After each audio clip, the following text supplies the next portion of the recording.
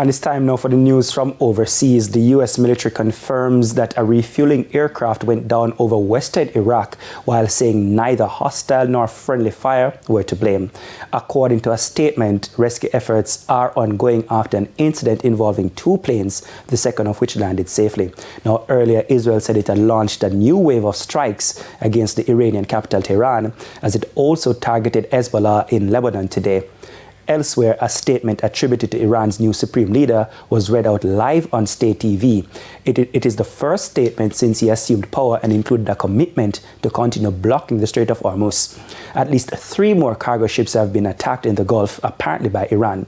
Now, Iranian state media say Iranian forces were behind at least one strike. The UN Refugee Agency says 3.2 million people have been displaced inside Iran since Israel and the United States launched their attacks on February 28.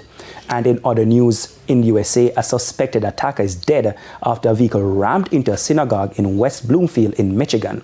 Officials say no staff or children at the synagogue or attached preschool were hurt, but a security guard was being treated for injuries. The FBI says it is investigating the incident as a targeted act of violence against the Jewish community, but did not release a motive. Now, according to the police, the suspect's vehicle was traveling with purpose down the hall of the building before they were neutralized by security guards. And that's a primetime news package, but please stay with us because sports continues right after this break.